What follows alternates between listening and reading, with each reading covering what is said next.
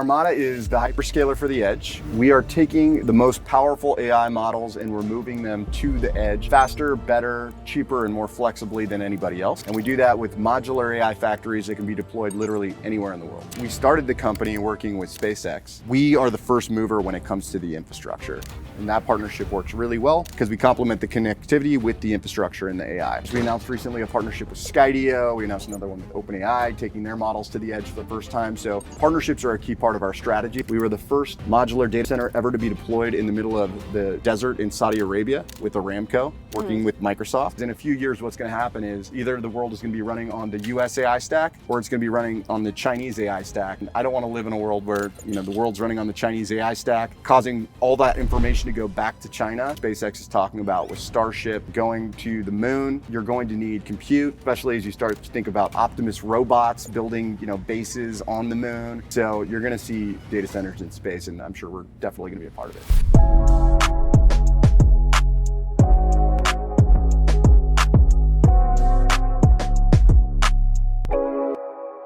Dan Wright, welcome to Sorcery. Great to be here. Thanks, Molly.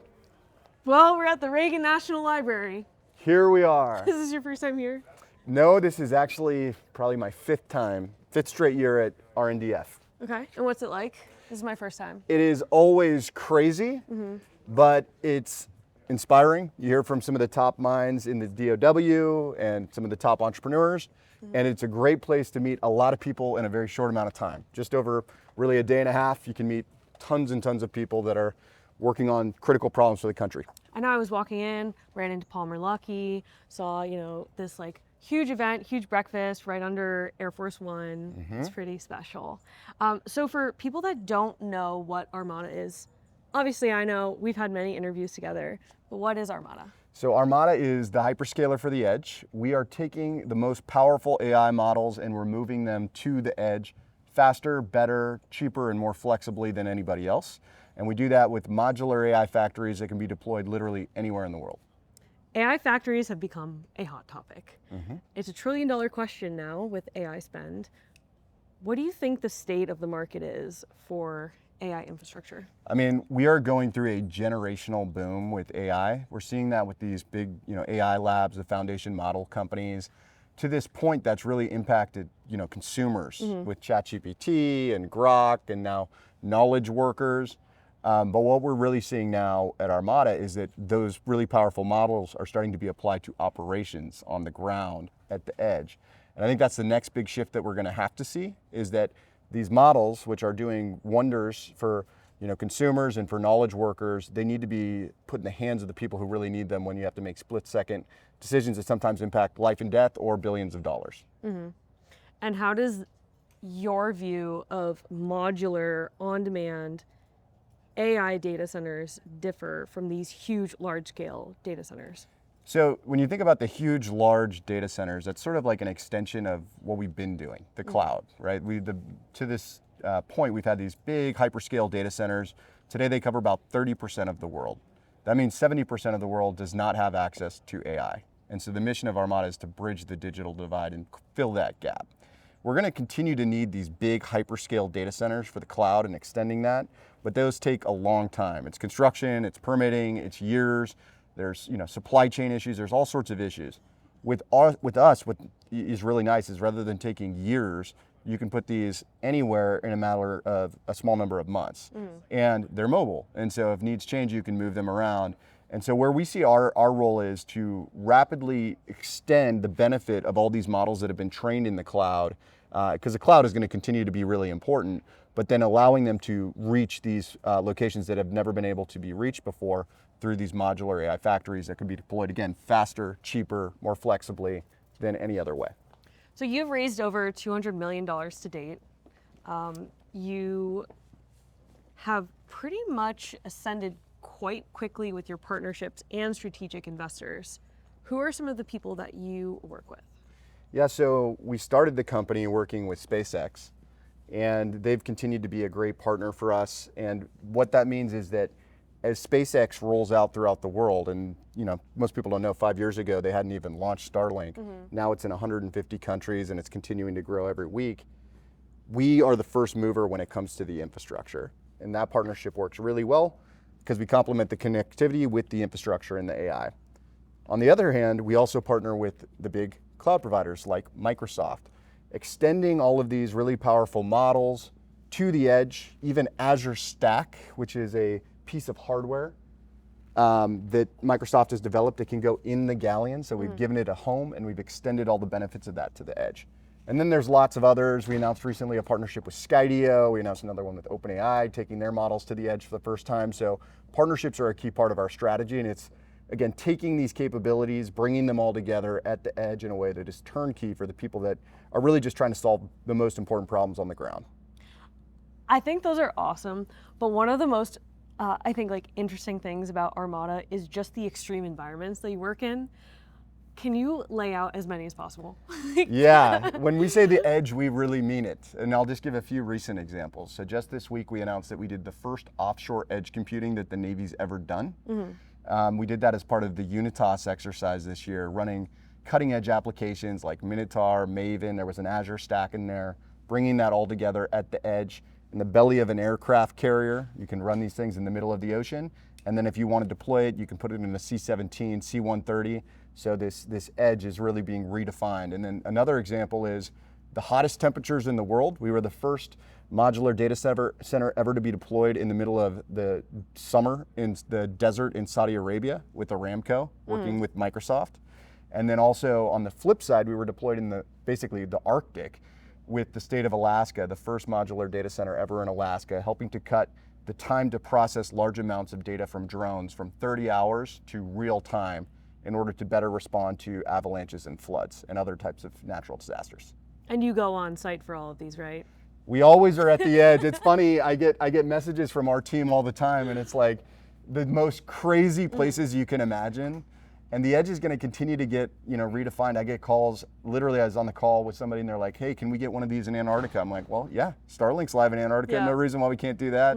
Obviously, data center in space is the new hotness. Everybody's talking about it. Yeah, what's the deal with that? So are you going to get these in space? They are modular. I mean, the edge Are you the is first continuing person that's to gonna expand. Go? I mean, this is actually a debate that we have in terms of how soon it's going to happen, but it's definitely going to happen. Data centers in space is coming, and it makes sense, right? If you think about, and a lot of this is public, but what SpaceX is talking about with Starship, going to the moon, you're going to need compute, especially as you start to think about Optimus robots building, bases on the moon, later Mars. You're going to need large amounts of compute.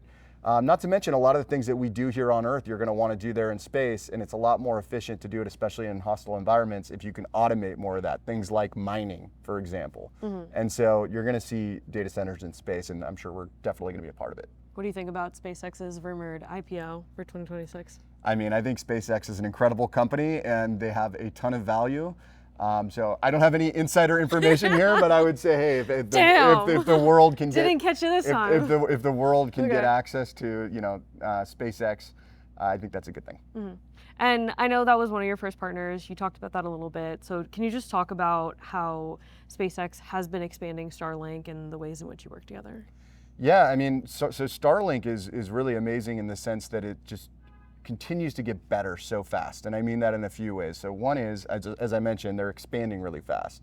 They're rolling out in new countries every week in major markets, right? So just as a real recent example, just this last week, they launched in South Korea, right? Big market and an important ally for the US, so that's a big deal.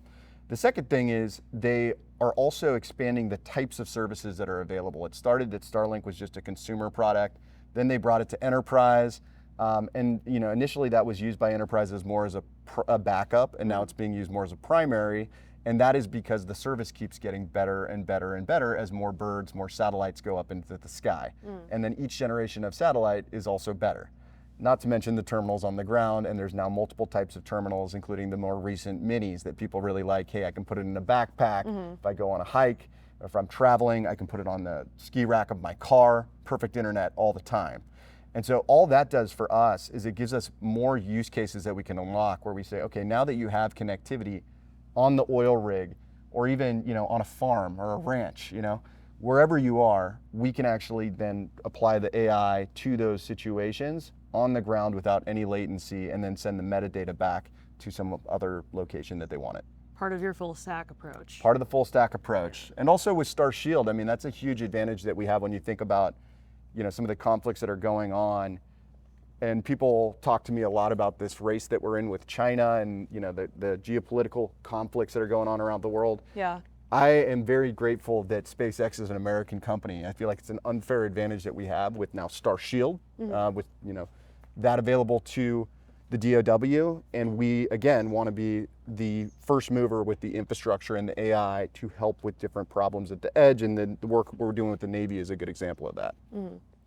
Sorcery is brought to you by Brex, the financial stack trusted by more than 30,000 companies, including 1 in 3 venture-backed startups in the US. Nearly 40% of startups fail because they run out of cash. Brex is literally built to help founders avoid that. Unlike traditional banks that let your money sit idle, chipping away at it with fees, Brex is designed to help you spend smarter and move faster. Their all-in-one solution combines checking, treasury, and FDIC protection into one powerful account. You can send and receive money globally at lightning speeds, get 20 times the standard FDIC coverage through their partner banks, and even high yield from day one. With same-day and even same-hour liquidity, access your funds anytime.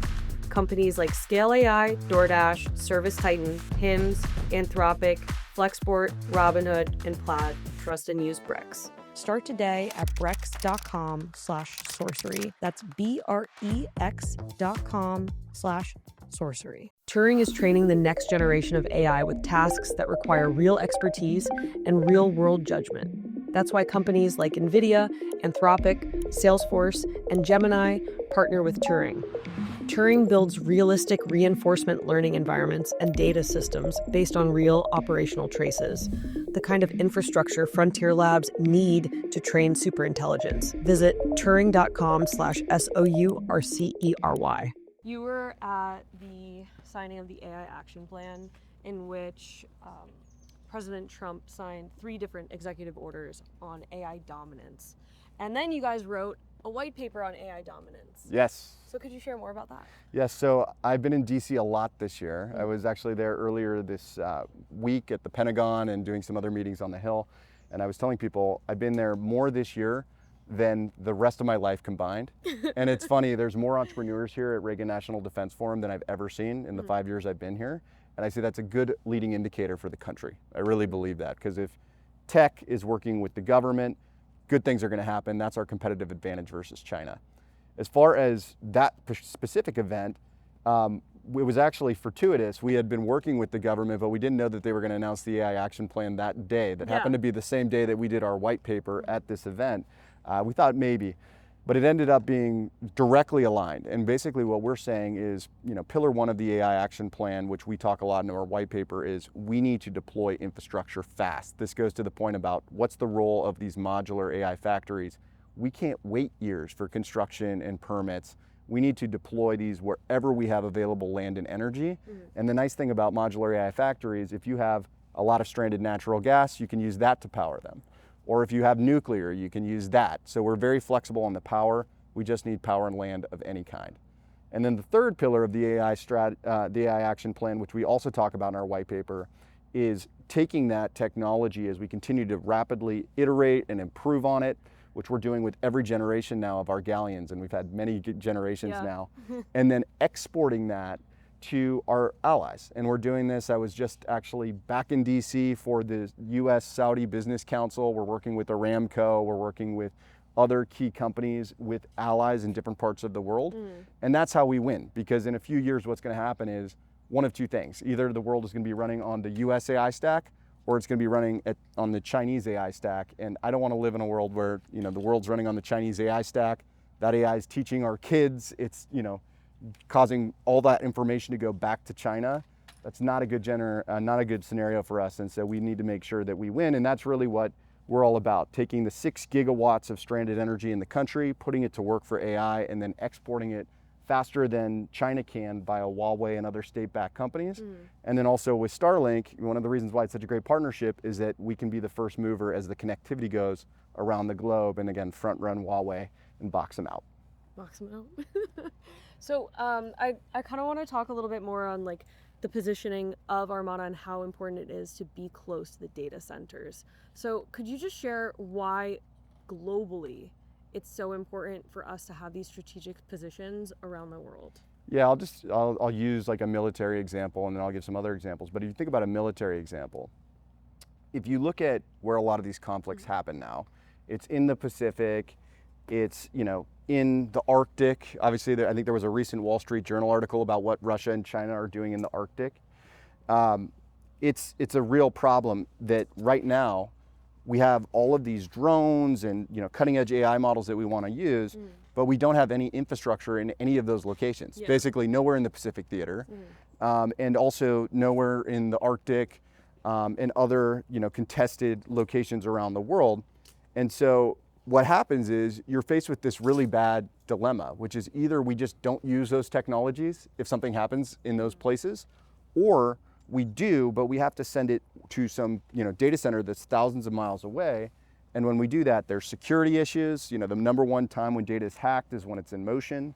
There's massive cost. It's about twice as expensive to do that, running, you know, the latest large AI models in the cloud versus at the edge. Yeah. And then on top of that, there's massive latency. And if you think about taking large amounts of data from drones, or if we're using robots or, you know, Saronic ships or sail drones or whatever to respond to these things, you can't have any latency because by definition, this all has to be done in real time, in the moment when you're, you know, addressing a threat. Another good example is emergency response. You know, we work with the state of Alaska. They're using us for responding to avalanches and also to floods and other natural disasters. We were also very involved with the response to the fires that happened here in SoCal I remember that. last year. Can you share more about that? That was insane. That was like amazing, by the way. Yeah, basically what happened, and this happens a lot with Armada, and this is one reason why I love building our company, is we, you know, saw what was happening and we just started to call up all of the first responders and say, we just want to help. And we actually called up SpaceX, or I think they called us, and we said, hey, let's just jump in and like help with this thing, and then we'll figure out if these people become customers later. And that's literally what we did. We hadn't figured out contracts, we hadn't figured out anything. We just went in and helped. And what's amazing what has come out of that, we have so many customers throughout the state. And I think that's something that I try to always talk to our team about. If we have a value at the company, which is live the mission. You know, if you help people in these critical life and death scenarios, they'll never forget it and they'll want to work with you for the long haul. So what are you most looking forward to in this next year? 2025 is pretty much over. What's coming on? Man, 2026 is going to be a massive year. I think that this is the year that you really see us taking these models at scale to critical industries. I mean, one of the things that we've done is we've already deployed now in some of the most austere environments in the world.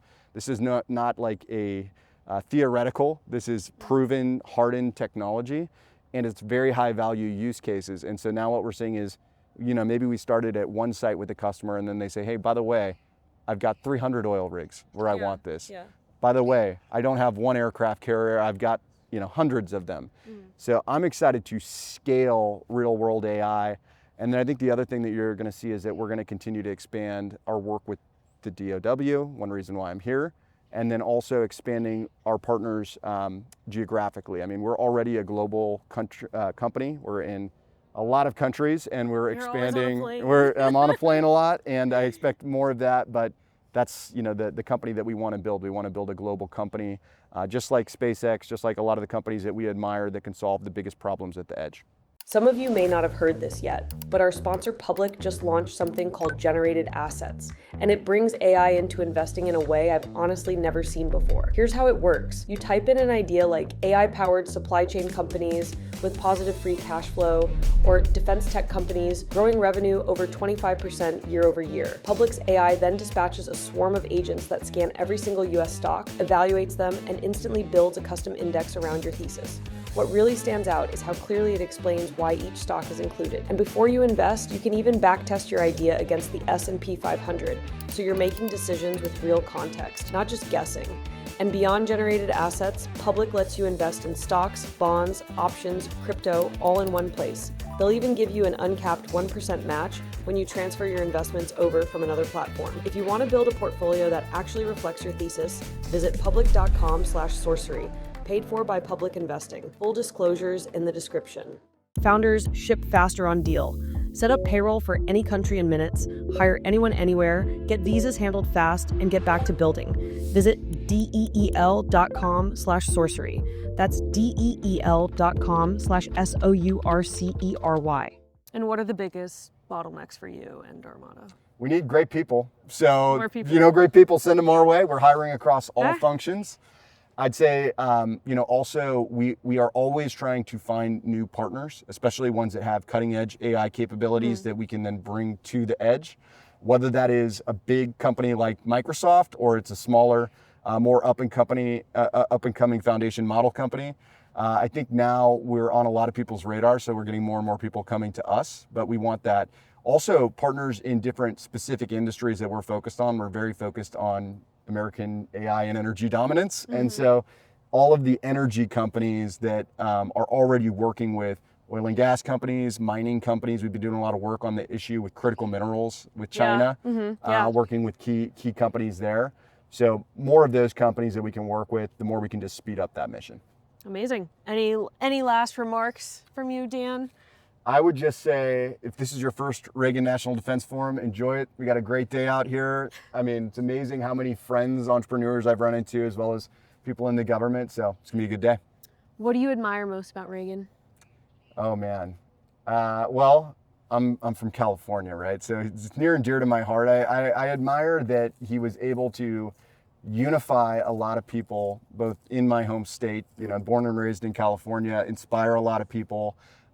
He was able to actually, obviously change his career, and he chose to serve the country, and then obviously took it to the presidency and made a huge impact there. So I think I really admire his way to bringing together both my home state and the country, and then just how he led as a leader, and the fact that he wasn't afraid to stick up his hand when he really didn't need to and say, I'm going to serve my country and I'm going to do whatever it takes to make sure that the U.S. becomes and remains the world's foremost superpower. It's a wonderful place to end. Dan Wright, CEO of Armada, thank you very much. Thanks, Molly. Hey, it's Molly. If you enjoy our interviews, check out our newsletter, sorcery.vc, where we deliver a once-a-week top deals and tech headlines email, and also go deeper on our podcast interviews. Subscribe to Sorcery today. And don't forget to subscribe to the podcast on YouTube, Spotify, Apple, or wherever you listen. Link in description to sign up.